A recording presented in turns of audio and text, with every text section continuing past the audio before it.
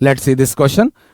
बच्चों यहाँ पे अपने को एक चेस बोर्ड दिया हुआ है और उन्होंने बोला है कि अपने को स्क्वायर उसमें से चूज करना है जो कि सेम रो और सेम कॉलम पे नहीं हो, है ना। और उसके बाद उन्होंने बोला है प्रोबेबिलिटी दैट आपने जो स्क्वायर चूज किए हैं वो सेम कलर के हो। ओके, तो अपन सबसे पहले कॉन्सेप्ट देख लेते हैं। कॉन्सेप्ट यहाँ पे क्लासिकल प्रोबेबिलिटी ही है।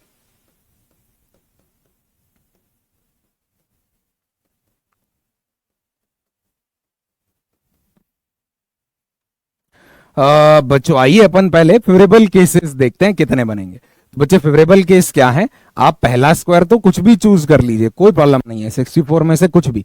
लेकिन अपन जब दूसरा स्क्वायर लेंगे तो अपने को ऐसा लेना है कि ना वो उसकी रो में हो ना वो उसकी कॉलम में हो। तो आप देखिए जो भी स्क्वायर आप चूज करेंगे मान लीजिए तो उसकी रो में भी 8 होंगे, उसकी कॉलम में भी 8 होंगे।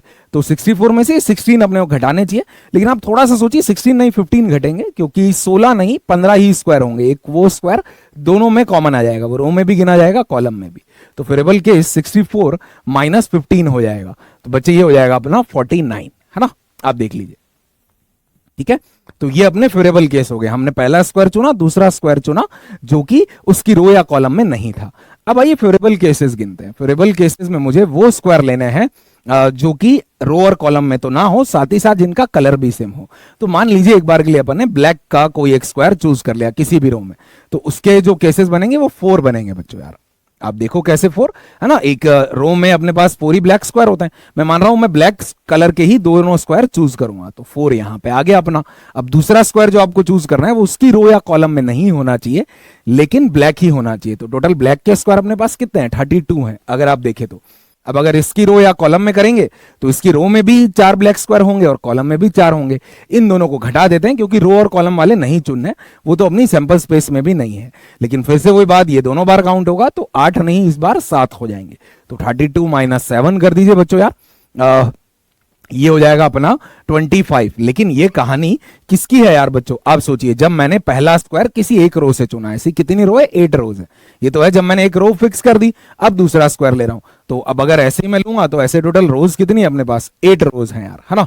और जरूरी थोड़ी मैं ब्लैक ही लूं, ये तो मैंने ब्लैक की कहानी लिखी कि पहला स्क्वायर ब्लैक लिया तो दूसरा भी ब्लैक लेना है। ऐसे ही सेम केस व्हाइट का भी बन जाएगा। तो वहां पे भी कितना आ जाएगा बच्चों, आप देखिए यार 2 आ जाएगा। तो अगर इस तरीके से अपन लोग देखें तो ये बन रहा है 2 इंटू, आप देखो 4 इंटू ये बन जाएगा 25 इंटू 8, है ना। ये अपना फेवरेबल केस बन रहा है। तो प्रोबेबिलिटी कितनी हो जाएगी बच्चों, देखो यार 2 into 4 into 25 into 8 upon 64 into 49। बच्चों देखो ये अपना निकल के आएगा। यहां से अगर अपन बच्चे इसको कैंसिल करेंगे तो ये तो पूरा कैंसिल ही हो रहा है। 32 और ये 64, 25/49 बच रहा है। तो बच्चे ये वाला अपना ऑप्शन यहाँ पे आ जाएगा। आई थिंक एक इजी सवाल था, अगर आप समझ लें कि कैसे काउंटिंग करनी है। और एक स्क्वायर ब्लैक वाला चूज करके अपन ने पहले सारे ब्लैक का निकाला और फिर व्हाइट वाले में भी सेम ही होगा, 2 का मल्टीप्लाई कर दिया। हाँ ये कॉमन वाला ध्यान रखना कि ये 8 की जगह 7 क्यों किया और वहां पे भी 16 की जगह 15 क्यों माइनस किया। बस ये पढ़ लेते हैं तो फिर कोई ज्यादा मुश्किल नहीं है।